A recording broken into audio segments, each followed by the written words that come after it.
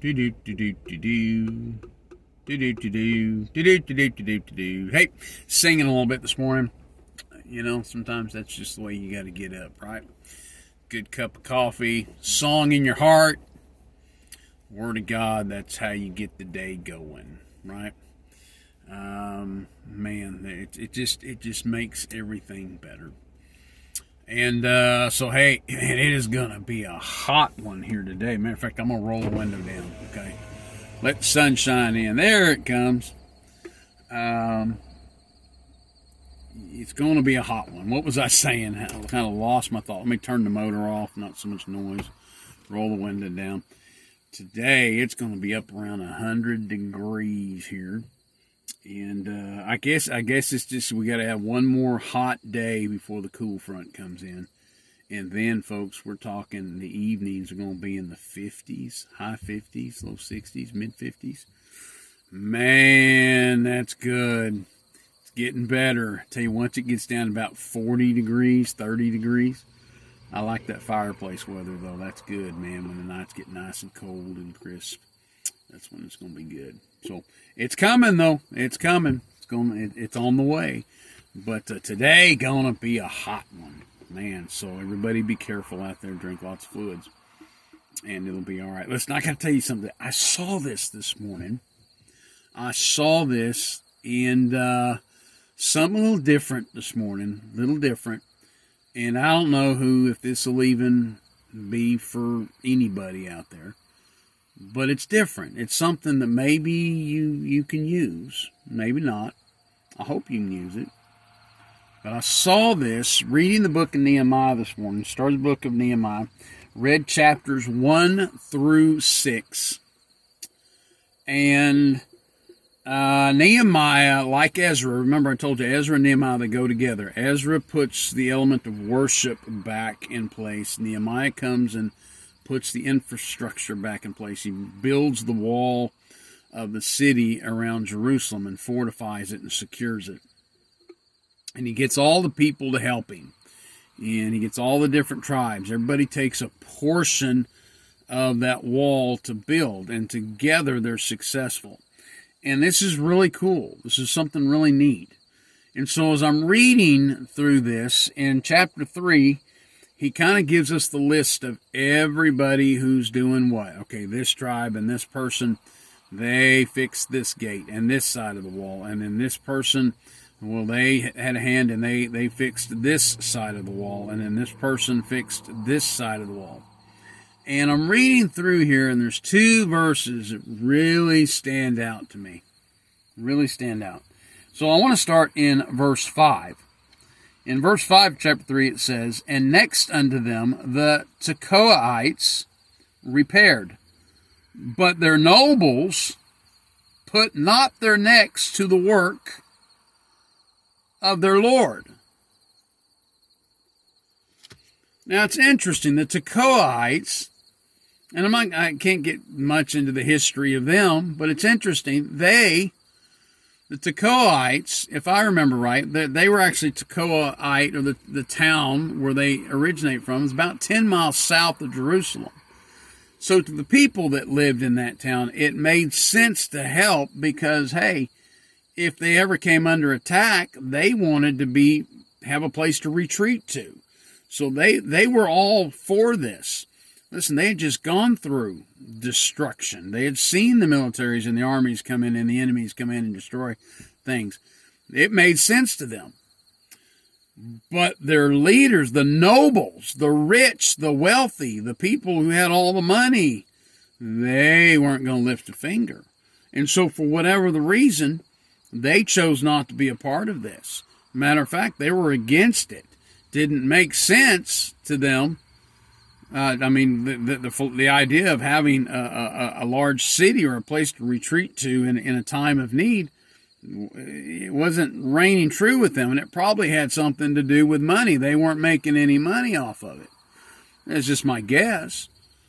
But nonetheless, these nobles, these people who were rich and wealthy and snooty and thought they were too good to do the work, they said, we're not going to lift a finger. We're not even going to finance it.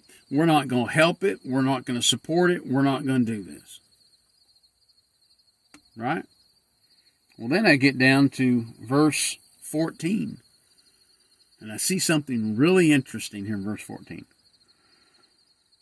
It says, "But the dung gate repaired Melchiah, the son of Rechab, the ruler of part of Beth Hakerem." It's hard to say. Now, something that is interesting here. It's interesting. Interesting. It says he built it, he set up the doors thereof, the locks thereof, and the bars thereof. Now, a little bit of history here. If you do a little bit of research, you'll find out that the group of people that he comes out of in the book of Jeremiah says they did not dwell in stone-type houses. They were nomadic. They were to dwell in tents. They dwelt out in the woods. So he's not even one to dwell behind walls. It wouldn't matter to him if he helped build this or not. Had nothing to do with him. He's nomadic. He lives out here. He lives out in the woods. Why would he even help? And then he's a ruler. He's a guy that's in charge. He's a ruler. He has prestige. He has authority. He's a ruler. And then, that's very interesting, because as a ruler, unlike the nobles back in verse 5, who were too snooty and too good for this, and for whatever the reasons, they're not going to help. That's below them. We're not involved. We're not going to make no money off. We're not going to do that, whatever. He's a ruler. He's nomadic. He has even no reason to even help this. And if that weren't enough, the gate that he helps build is the poop gate. That's right, I said poop. The dung gate. It's the dung gate. It was the gate of the city where all the waste went out. All of the trash, all of the garbage, and yes, all of the vile human waste we know as poop. And by the way, it was a poop gate before it burned to the ground. Now he's going to be walking. Don't you know that he's got to kind of walk down into that valley and hold things up and build it? He might have been stepping in poop. You don't know. I don't know. He was a ruler. He was a ruler who really had no reason to even be building, according to history, if history's accurate and Jeremiah's accurate. He was of leadership. He was somebody in authority who, his tribe anyway, his people were more nomadic than anything. He could care less. He wasn't going to live there. He could, and by the way, he could have chosen to build a nice part of the wall.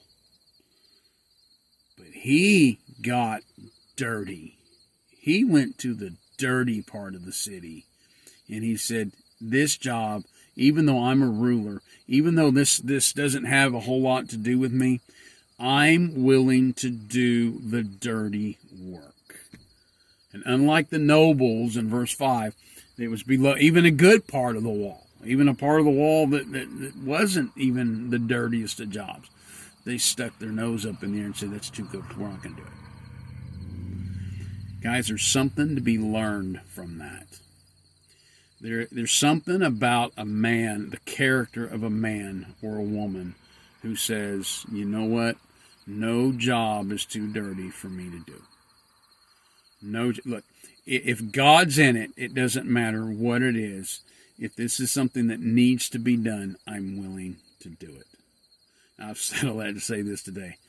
What kind of job needs to be done today? It could be that on your job, that there's some things maybe just nobody wants to do, nobody's willing to do. But you know what? It would make your character and your testimony stand out if you would just step up and say, I'll do it. I'll make sure that it gets done. I know it's not the most popular job. I know it's a dirty job. I know nobody wants to do it, but I'll do it. I'll do it because it needs to be done and because it's for the glory of God. and get in there, get busy, get it done. And I tell you what, 2 separate verses, God chose to point out 2 different kinds of people in just building the wall. One, nobles, rich, wealthy, aristocratic type people with their nose stuck up in the air. Said, we're not even going to touch it. It's too good for us. And one guy who was a ruler, a leader, who had probably nothing to do with anything, chose to take the dirtiest of the gates and said, I'll do it, and I'll make sure it gets done right. And if you look at it, said he just he put up the wall, he put up the hinges, he put up the locks, he put up the doors, he put up everything. He did everything. He just didn't put up foundations and leave somebody else come into the door. He did everything. He did it start to finish, and he did it right. And that's the way we ought to be. That's the way we ought to be today. Be willing to do what needs to be done to get it done for the glory of God. Hey, I'm Marc Smith, co-pastor, Ambassador Baptist Church. Located 2200 Ensign Road, Ennis, Texas. Love to see you at the next appointed service. I thought that was just neat this morning. I hope you got something out of it. Maybe you did, maybe you didn't. Either way, have a great day. It's going to be a hot one right here in Central Texas, so everybody be careful. Got to roll, got to bounce, got to go. Everybody have a great day. See you here in the morning, 7:20, right here on Gleanings from this morning's reading. Have a great day. Bye.